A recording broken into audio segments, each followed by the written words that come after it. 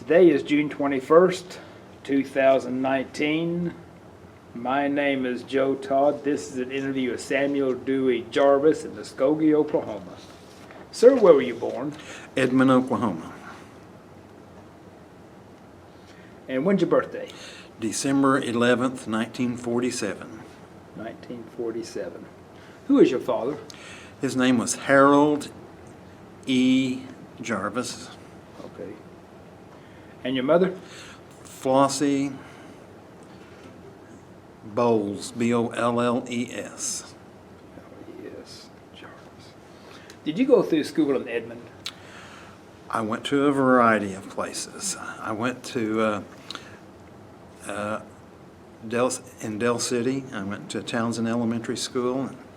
I went to a school in Petrolia, Texas for about a year and a half. Moved to Edmond. Went through my sophomore year there. Started my junior year in Flagstaff, Arizona. Came back to Edmond. Then went back to Flagstaff, and I graduated from Flagstaff High School in 1966. 1966. Why did the family move around so much? Well, when I was younger, it was my dad had retired from civil service, and he moved to Texas for a job, and that kind of played out, so we moved to Edmond, and my mother started to college and graduated from college, and then she decided it was time for her to move on and not move with my father. And so my parents split up, and she took a job with the Bureau of Indian Affairs, and we moved out to the Navajo Reservation to a place called Loop, L-E-U-P-P, Arizona. And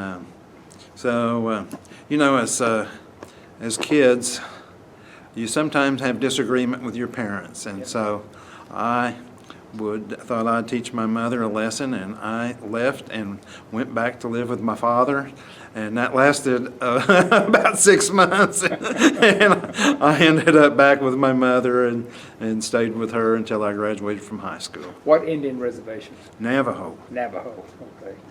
What did your mother do with her reservation? She was a guidance counselor, Okay. and she was in charge of the girls' dormitory, and so she was in charge of they lived at school. It was a government boarding school, so she had employees, and they took care of the kids 9 months out of the year. Where did you go to school out there? I went to school at Flagstaff High School. Flagstaff High School. Rode the school bus 48 miles one way. I lived, for some of my classmates, I lived over 100 miles away from them. They came from another direction. There were three long bus routes. One was 48, one was 50, and one was 53. Who was your favorite teacher? Ooh, that would be hard to say. Probably, I'll just throw one out there, Mrs. Anderson. Why was she your favorite? Because she was a no-bull person. She would not put up with anything, and she kept us under her thumb. And where did she teach? English. Where? In Edmond Edmond High School. Okay. What did you do for recreation in high school? Hung out at the pool hall in Edmond, and we used to ride around and be just obnoxious and rude, and as 16-year-olds would be, and so that's about it. Okay. What did you do after high school? Well, I'll have to tell you this story first. Okay. When I moved back to Edmond to teach my mother a lesson, I called my friend up, and I said, "What's going on?" He said, "Hey, how about go join the Naval Reserve with me Tuesday night?" I thought about it for 2 seconds and said, "Okay." And that's the only thought I ever gave to it. we went and joined the Naval Reserve, and that changed my life That was in Edmond? in Edmond. Okay. When I went back to Arizona, I just simply transferred units, and I drilled in Flagstaff. Now, did you have a boot camp? I went to boot camp. The Naval Reserve at that time was very, very unique. They had a 2-year active duty commitment. But what, in the first 18 months, you drilled, you'd go to boot camp for 2 weeks, and I went to San Diego for 2 weeks for boot camp. And that was in June of 1965.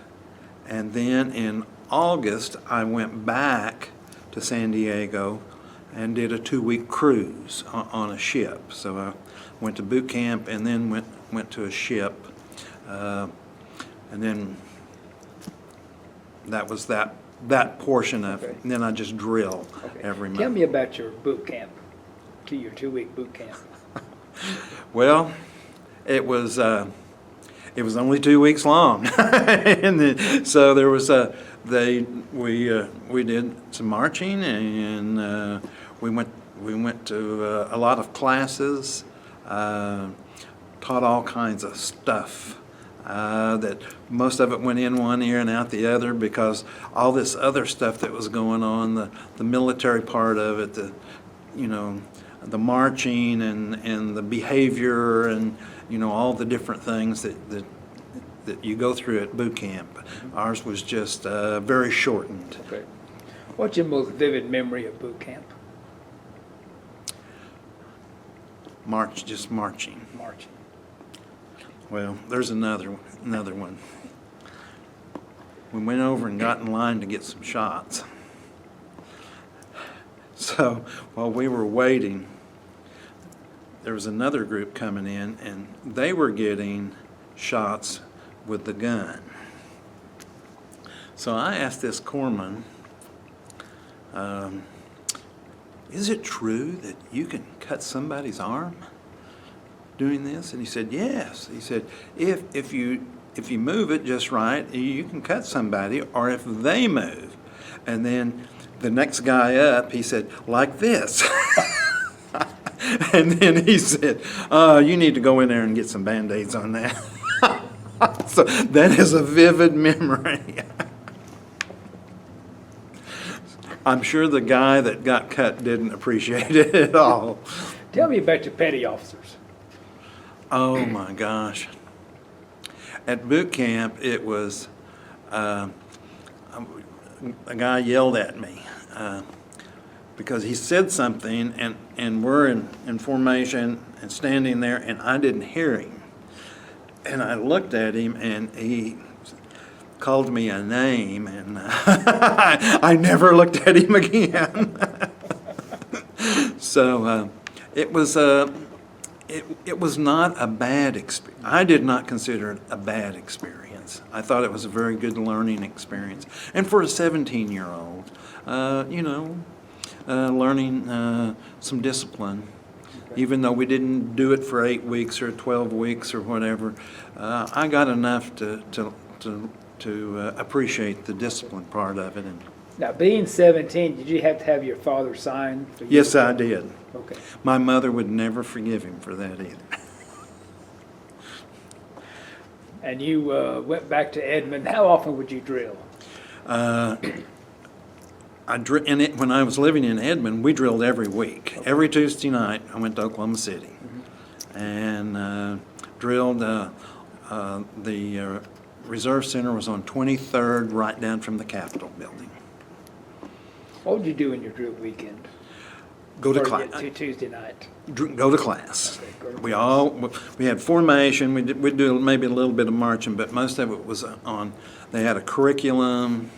They had all kinds of stuff that we, from NBC warfare to guns and just a little bit of everything. Okay. And you moved back to Flagstaff, and you transferred to the Naval Reserve in Flagstaff? In Flagstaff, and they drilled a full weekend. So I would, on Friday night, I'd bring my stuff with me, and I'd stay in a hotel on Friday and Saturday night, and my mother would come get me on Sunday. And so a lot of what little money I made was going for my expenses, and so, but I wouldn't trade it for anything. How much did you make for that weekend? My quarterly check, I got a check every 3 months, and it was probably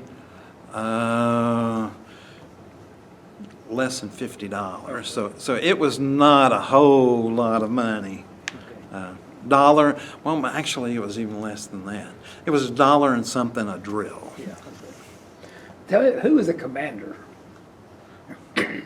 We had several officers that were from Phoenix, and they would drive up. These were guys that normally would drill in Phoenix, but once you got, you had to have a slot somewhere, and sometimes the slots were not available.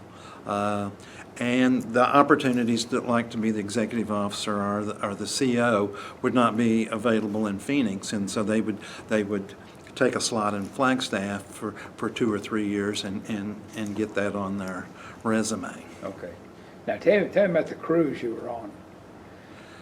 Well, it was one of those deals. It was your normal Navy mess up. It wasn't planned. So we reported to this ship. I had orders to go to this ship. So there was a whole group of us, and we reported, and the guy yelled at us, but why are you here? We're here for 2 weeks. We're leaving for Vietnam tomorrow. Do you want to go with us? No? Well, go back to where you came from. And so we went back to this building, and they reassigned me to the USS Calvert. USS Calvert. And that was an APA, I think it's 32. Now, what kind of ship is the Calvert, APA? Troop transport. Troop transport. And for the amphibious forces, you know, when they had these boats the flat bottom boats, and they'd load them in those, and they'd run them right up to the beach, and they'd drop down. Those guys would come off there. So is that the Higgins boat? Yes, Higgins out of New Orleans, Louisiana. Now, what was your job? What did you do on the Calvert? I got stuck in the as like a clerk. I was striking to be a yeoman. I didn't know what a yeoman was, but that's what I was going to be. And so I worked in the office and mostly just ran errands, and just kind of got an idea of what life was. It was a great experience because I was much better prepared when it was time to go on active duty. So, now, where were your quarters on the Calvert? we were in just a regular place that we're a sleeping area, and they have a variety of those places. And How far down in the ship? Oh, it was only a couple of decks down. Okay. And the bunks were stacked how many? 4. You had which bunk? Oh, whatever was available. I don't remember. It's just you just take one, and some ships there are only 3, but I think the Calvert was 4, and because they would bring on 1,500 people whenever they would be transiting to taking people wherever they were going. Now, when you went aboard the Calvert, where did the ship go? We just went out to sea. We were fortunate that we actually got underway, because there's sometimes you go on a 2-week cruise aboard a ship and it never gets underway. Now, did you have a general quarters on the ship? Yes, we learned, but it was just you follow this guy wherever he goes, because and I don't even remember where that was. Did you have a place to abandon ship? I don't. That's been a few years ago. Yeah. What's your most vivid memory of the Calvert? It was an old ship, and it was a ship that was actually built to be a cruise, like a cruise liner. And it had a very unique stairwell for the officers, for going into officers' quarters. And I assumed that every ship like this was going to be like the Calvert. And when I went on, I was on active duty and I was on board one. I was shocked that it was totally different. Depending on who the builder of the ship was and whatever the blueprints called for. But And you were on the Calvert 2 weeks? 2 weeks. Okay, so after the Calvert, you go back to your reserve unit? Went back to my reserve unit, and then I transferred to Flagstaff. And let's see, I don't think I went on another. That was in August, so I didn't go on any more 2 weeks. I went in June of 65 and August of 65. And then my next stop was going to be active duty. When did you go on active duty? In August of 1966. 1966. Now, Vietnam was going hot and heavy then, wasn't it? Yes. Okay. Did you think you'd go to Vietnam? It didn't make any difference. Okay. You know, it just was not. I was just excited about going. Now, all these guys from Oklahoma City were going to the West Coast. My friend that I joined the Naval Reserve with, that I talked about earlier, he went to Monterey, California, and he was on shore duty. He was an electronics tech. And so I just wanted to go, and I wanted to go to sea. So I'm going to lead you into this. You don't even have to ask this question. So when I reported to Charleston for active duty, folks came in from all over. So we went to sick bay. We had all this stuff. We did all these different things get ready to be on active duty. And so I go in and to sit down and talk to this guy. He was a personnelman, and his job was to assign me to a command. And he asked me a few questions, and then he said, Jarvis, I'm going to assign you to Commander Amphibious Group 4. I don't want that. I don't want that. I want to go to sea. Shut up, Jarvis. You don't know what you want. And I said, well, I really want to go to sea. He said, you're going to Amphibious Group 4 in Norfolk, Virginia. Okay? End of discussion. Dadgummit. So we had gone through everything, got all the shots. I may be repeating myself, but we were ready to go. So everybody get all your stuff, be at this place at 4 o'clock. We had our sea bags, had everything.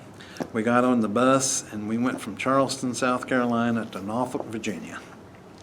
So we got there in the middle of the night. They told us to get in a rack, and so they got us up after about 2 hours of sleep, and it was time to report to our commands, and we went in all directions in Norfolk. And so I reported aboard to Commander Amphibious Group 4.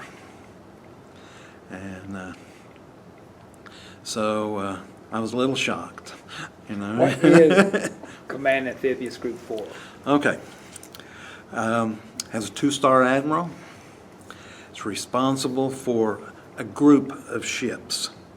We had 3 squadrons of amphibious ships We were still in the World War II mode, where we were going to drop Marines, mostly Marines, on the beach. So there's a variety of ships that are responsible for that. We also had some LSTs that they take tanks, and they put tanks on the shore. And we had the first of the helicopter carriers. And so I was on board the USS Guam. USS Guam. There's my hat. I love my hat. And so I reported to the Guam, green as a gourd, and so I asked the question, when are we going to sea? We're leaving next month. We're going to go on a short cruise. Where are we going? We're just going to go out into the Atlantic. Oh man, we're not going to any ports? No. Oh man, what are we going to do? We're going to get astronauts. What? We're going to go recover astronauts. So what kind of ship is the Guam? A helicopter carrier. Helicopter carrier. Okay. And I do have a picture of the Guam in this book. And so it's a big flat. It looks like not a real small carrier, but it looks like an aircraft carrier. And they were moving towards, instead of dropping them on the beach, is by helicopter, putting the Marines on the beach or some other place, hot zone, in helicopters. What helicopters do you have on the Guam? Oh, well, I'm not an Airedale. I don't know. Yeah. I don't know what kind they were. Now, what was your job on the Guam? I was a clerk typist. Clerk typist. And so I was assigned to operations and plans, and what we were responsible for is the development of operation orders, plans, and we did a variety of things. The first shock, one of the first shocks, was that you got to fill out all this information. You have to have a top secret clearance. Okay, so I filled out all this stuff and typed it all up and sent it off, and so that I could have access to classified information. I also underway. We stood underway watches. We always had radios, and we would be up on one of the bridges, and we'd be in a big room, and we'd have 5 or 6 radios going on, and 2 or 3 officers in there, and we were keeping in contact with either ships that were in our group in formation. When we were doing the astronauts, we had the White House, we had NASA Houston and NASA down in Florida, Cape Canaveral then, and we talked. That said, we got underway. Jarvis, do you know how to talk on this radio? No, sir. We'll teach you. And then he screamed at me when I said the wrong thing. And so, anyway, 4 hours of nothing but static, and you'd talk to different places, do radio checks, maintain radio contact, listen. You had to write everything down, and so. That was my first experience with the radios. But one of the things I learned real quick is that just because you have a job specialty, that doesn't mean you're going to be doing that. you need to be prepared for anything. So and I'll tell my astronaut story now, because that's one of my favorite things about my active duty is we had some privileges that other people didn't have. Such as? Well, we could go just about anywhere on the ship. Okay. And they didn't mess with us. Nobody said anything. We had a deal on our left, let's see, on the right sleeve, and it tells your command. So mine says Confib Group 4, and so with that, nobody, and we wore regular our white uniform, and that is one of the hardest things in the world, is to stay clean on a ship. and so anyway, we just had access.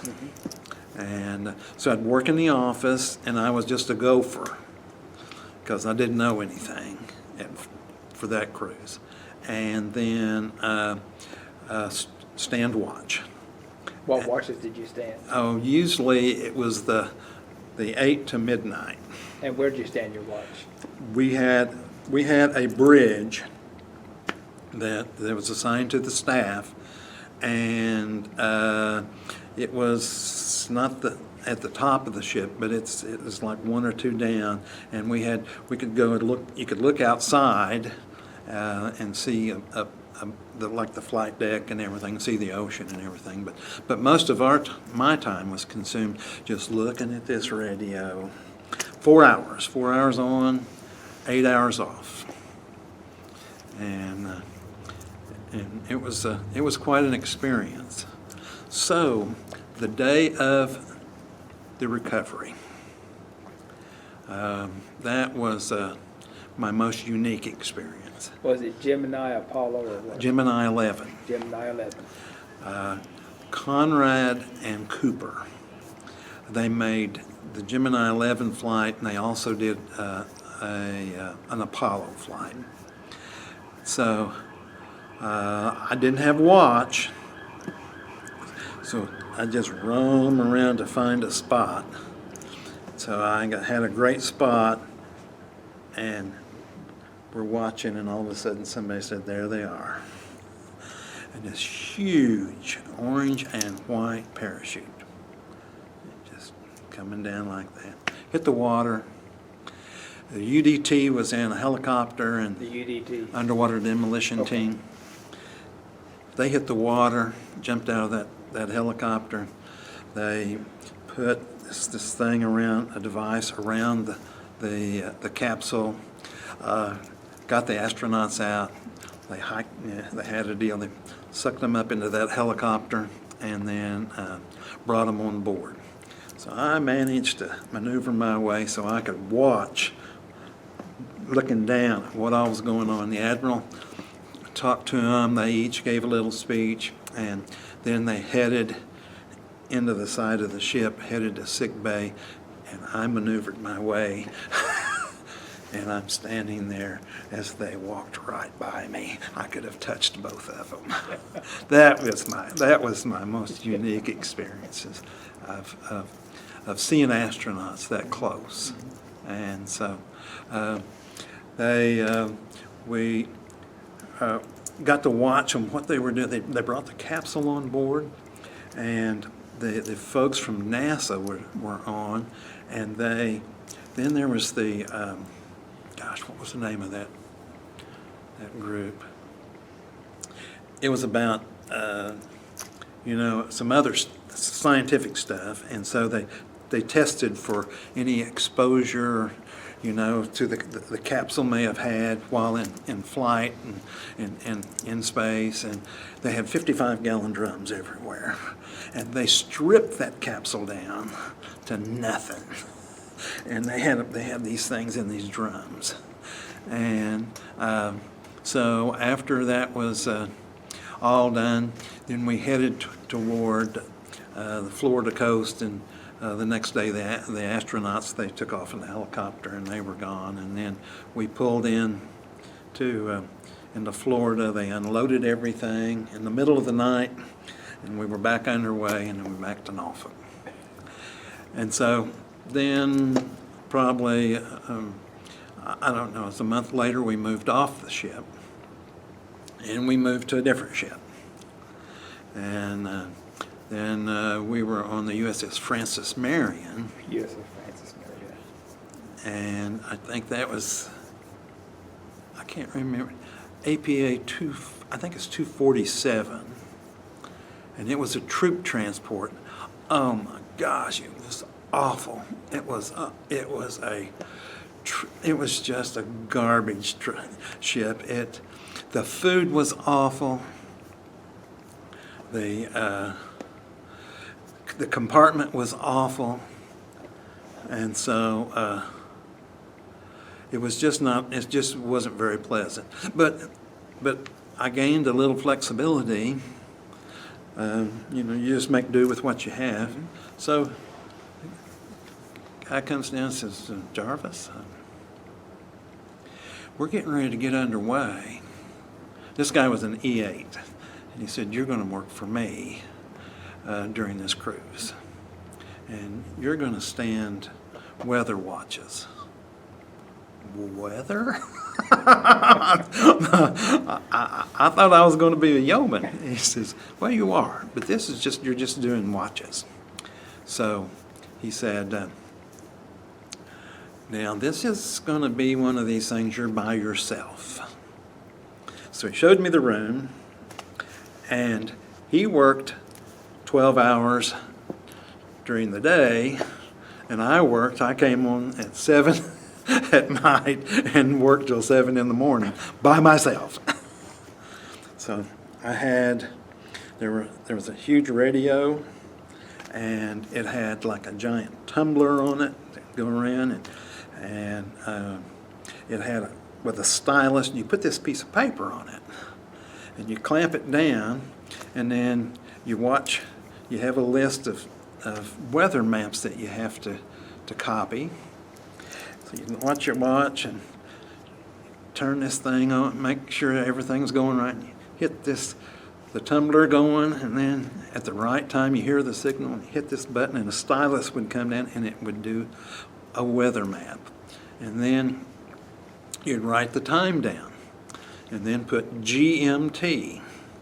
So the second or third day I said, well, you added time to it. Well, what's this GMT?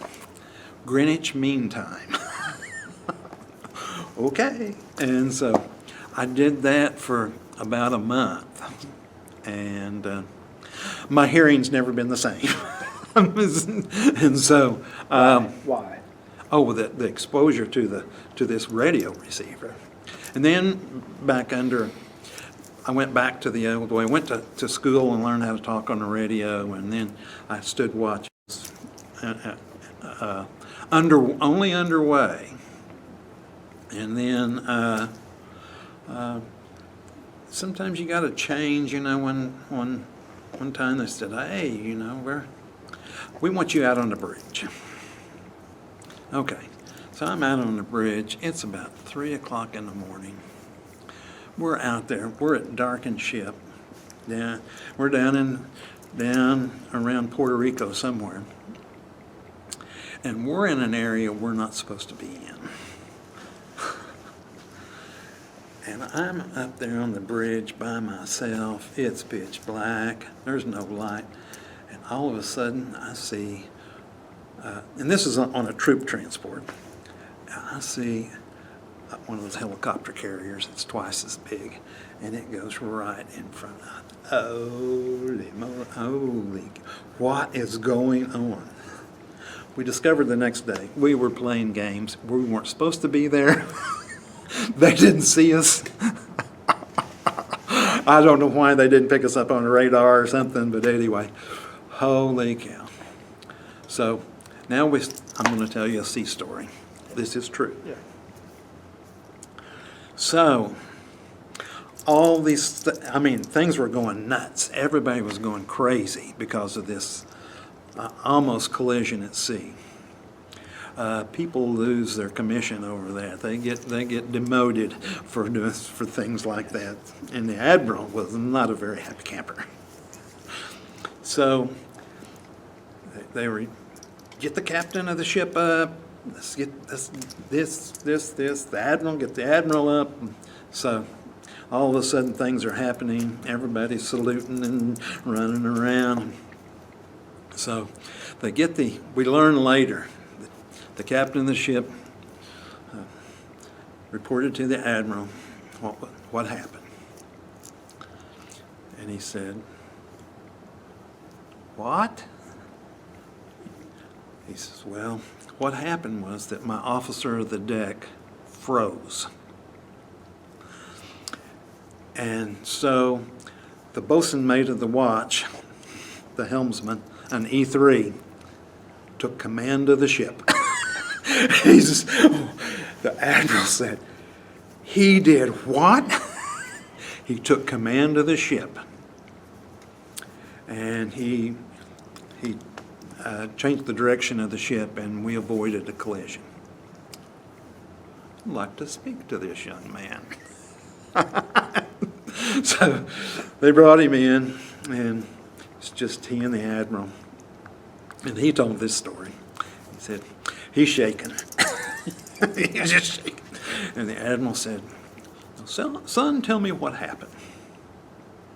And he said, "Well, this is what happened." And he said, "So I shouted, 'I have the con,' and we're going to back down, do this, do this, do this."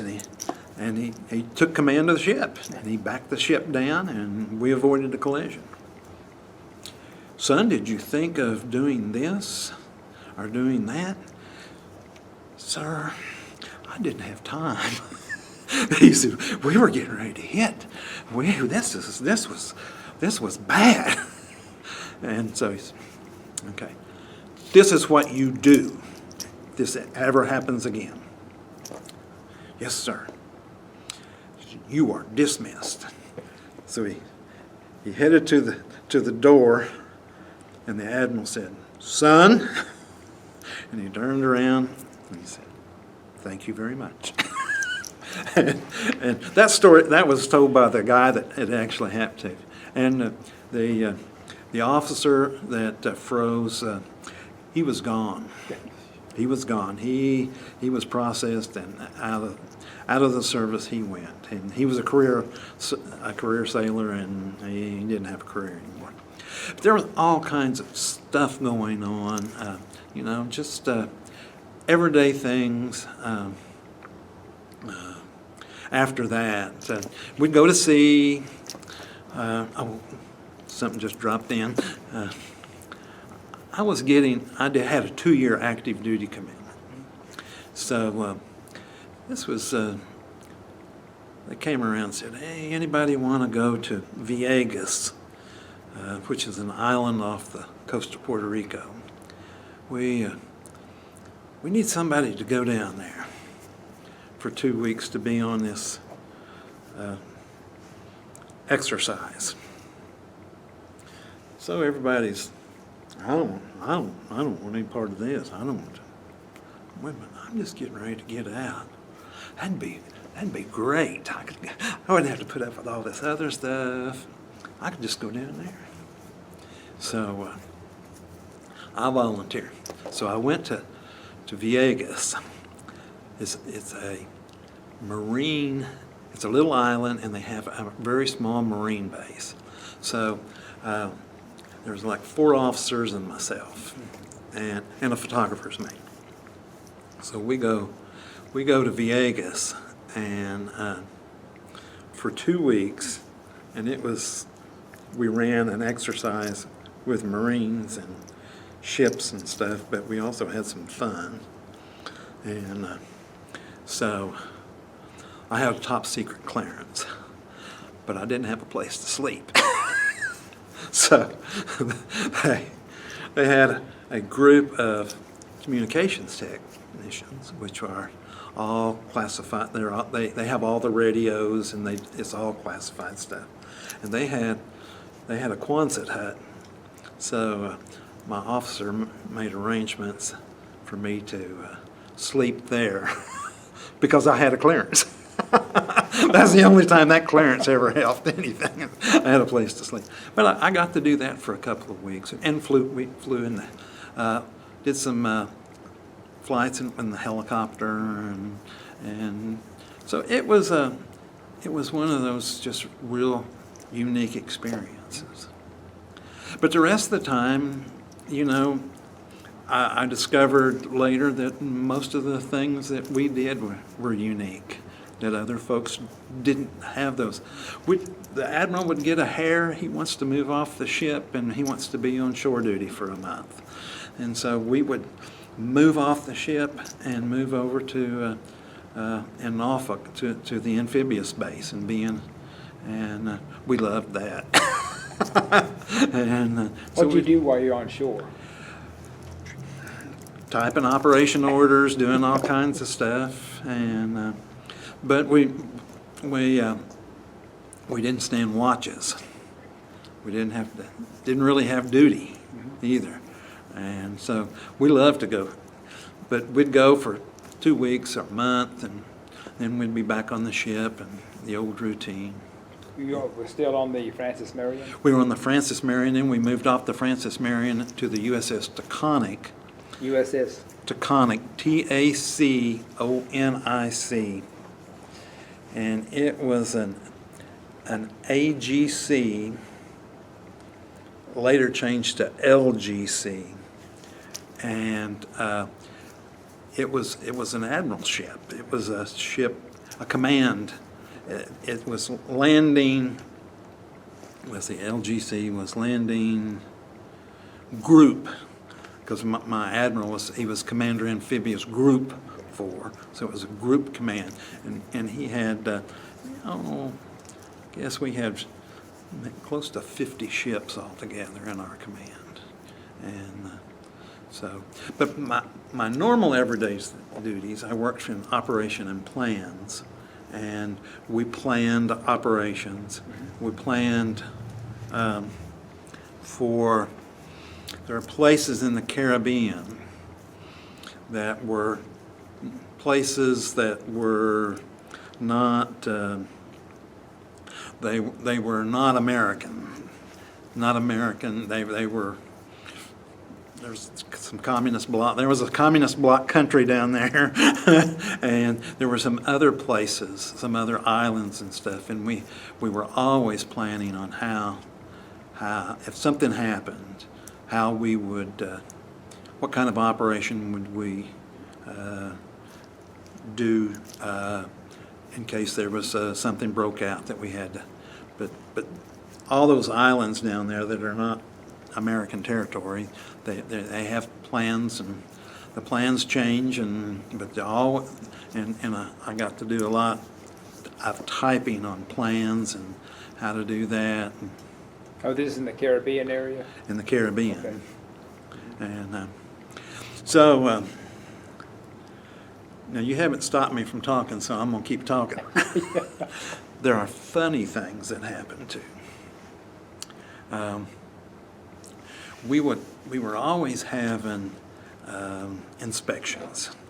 They'd call them zone inspection, and they'd come in and they would look at the offices. They would look, all the spaces, and so there was always the deal. Well, if you'll put up top secret inventory in progress sign, they won't come in. So, I'm going, yeah. I never played that game because it didn't bother me for them to come in and look, because there was nothing to see. They just come in, make sure that the space was being used and it was clean and orderly. So, one day I got called in, and Jarvis, you're going to do a top secret inventory on the vault. And there's this vault that we had, and it was just full of classified information. And it had to be kept in this vault, and there was a guy that worked in there, but they hadn't had a page check. And you have to go through, and every one of these documents, you have to go through and look at the list of contents and check off that every page was there. Oh my gosh, it's just tedious, unbelievable, and boring. So they were having a zone inspection, but I put this sign up a week before: do not enter, top secret inventory in progress. So I'm in there and I'm going through this book, checking off, and this group comes in to inspect. Sir, did you see the sign on the door? He said, that's bull. We know what you guys do. So I just took this operation order up, said top secret, and he goes, get back, out.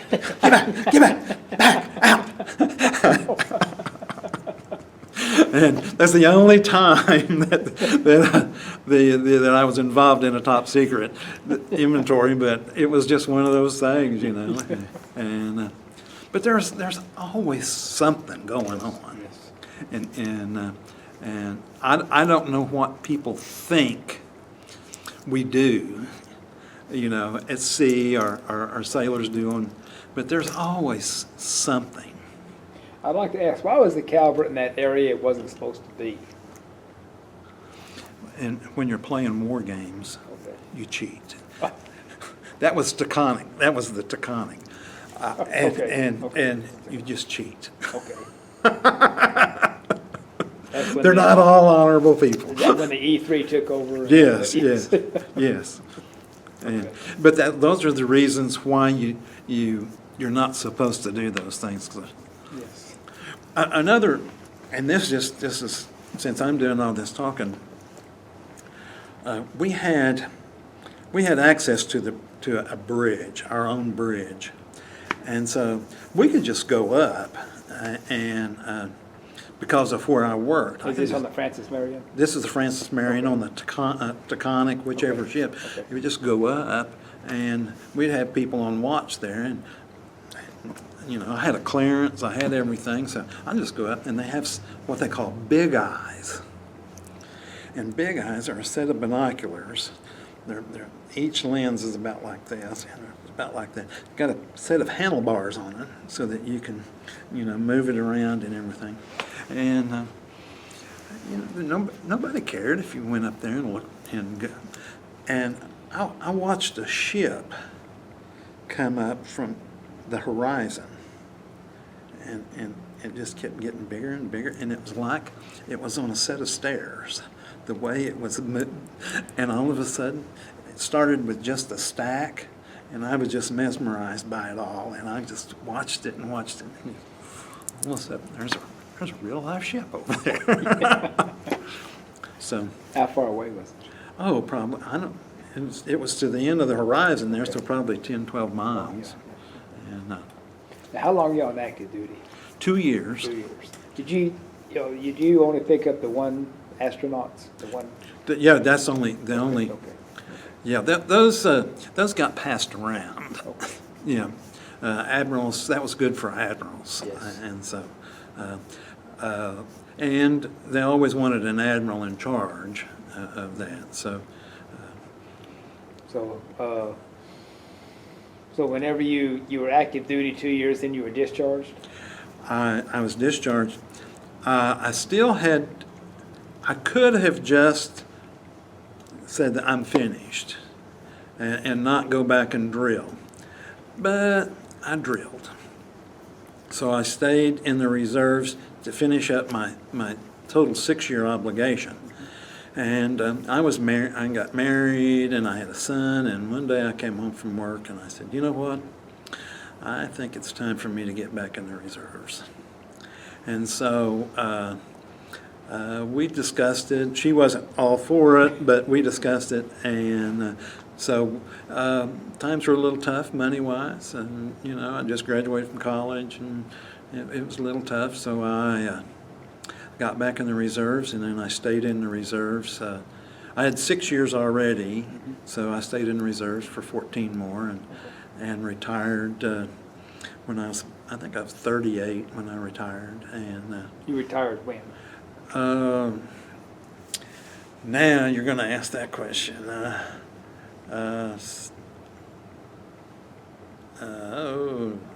85, 55? something like Yeah.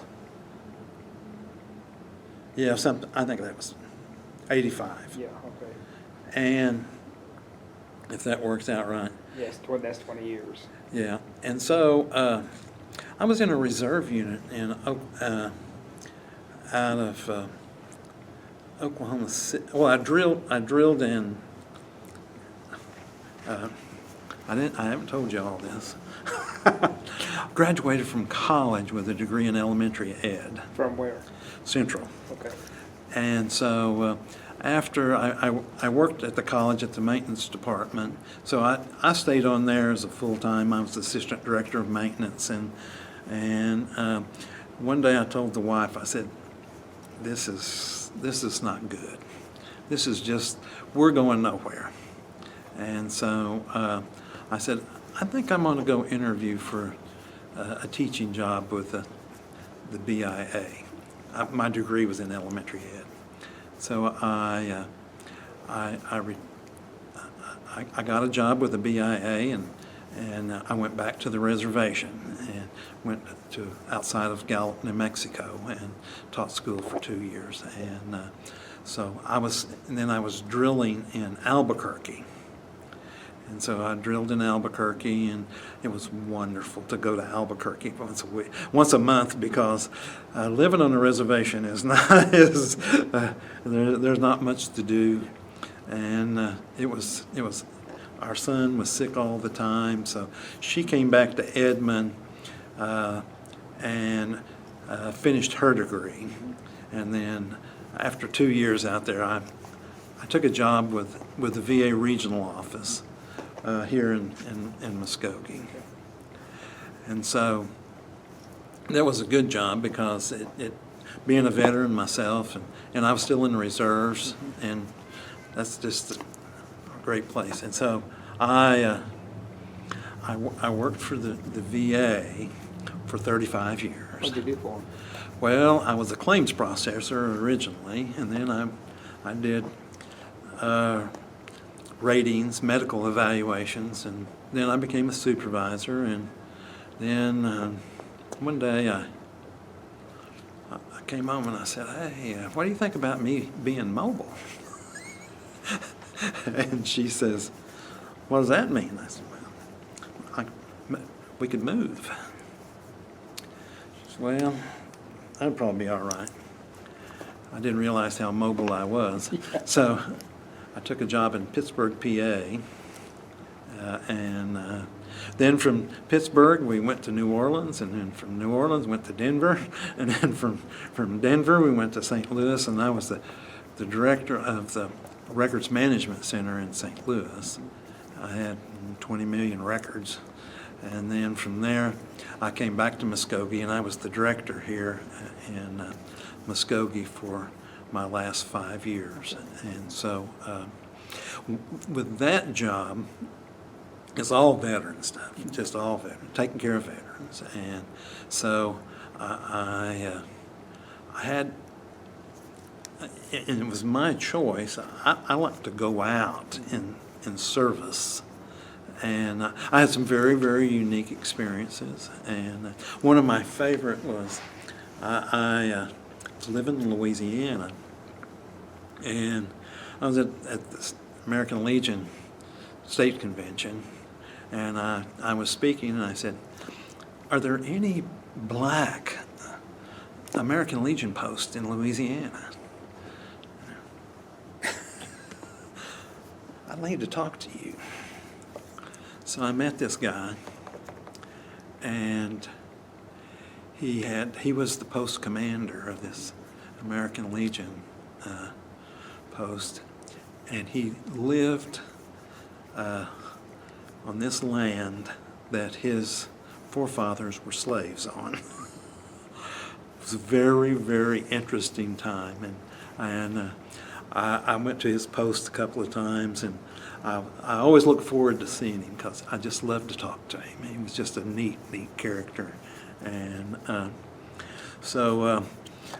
this will be my last story until I ended up over in a place called Opelousas, Louisiana. I don't know if you've ever heard of that. And they had an Air Force chief warrant officer retired as the post commander. And he was from Louisiana. Couldn't understand a word he said. And I kept asking him to repeat what he said. And so a couple of days later, I was talking to a friend of mine, a Louisiana person, and I said, I embarrassed myself so bad. I said, that guy over there in Opelousas, he kept saying things I couldn't understand a word he said, and he started laughing. I said, what are you laughing about? He said, he was just doing that. I said, what do you mean? He was interested in what you were. He was interested in whether or not you were interested in what he was saying. I said, that dirty dog. But I got to travel, and I got to service veterans, and that's probably one of the biggest joys of my life is the opportunity that I was given to go out, speak, take claims, get them processed, and see what we can do to help someone. And this is not bragging, but I made a difference in people's lives.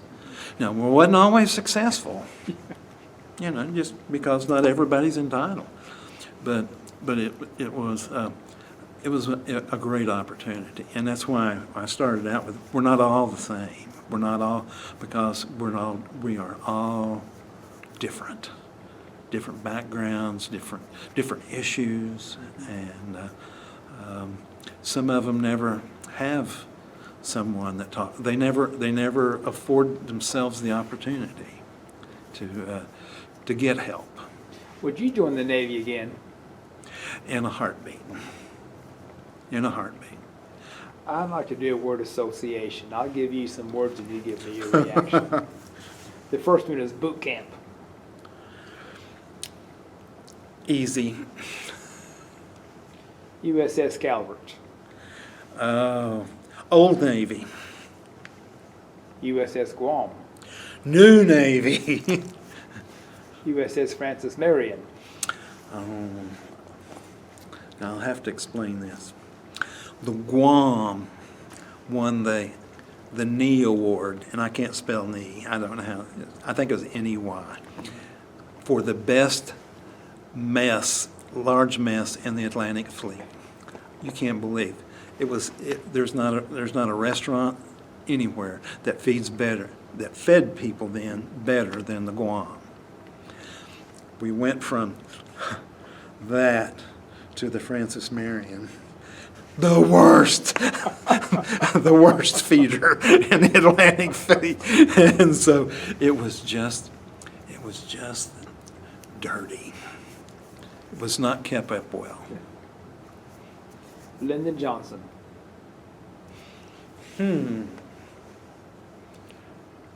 That's one word. That's the one word. No. Well, I would be less than honest with you if I didn't tell you this story. I dealt with because of my position and my access to officers. I was listening to conversations. The only time I've ever heard officers speak ill of the President of the United States. And the guy that I worked for, a commander, told a Marine major, "Shut up, there's an enlisted man in the room." And Richard Nixon. that's a mixed bag. he was mixed. Gerald Ford. Gerald Ford.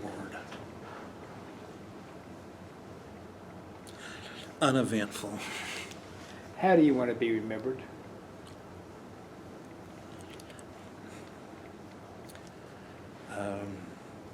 Someone who accomplished something. Well, sir, this is an excellent interview.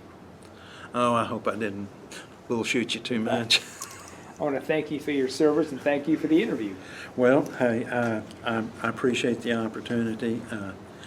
I hope that you took away how important my experiences were to me, and I've often wondered, well, what if they called me back today? Well, I'd go. I might not be a very good sailor now, but I'd go. But thank you. And again, this is June 21st, 2019. My name is Joe Todd. This has been an interview of Samuel Dewey Jarvis in Muskogee, Oklahoma. Thank you. Okay. Now.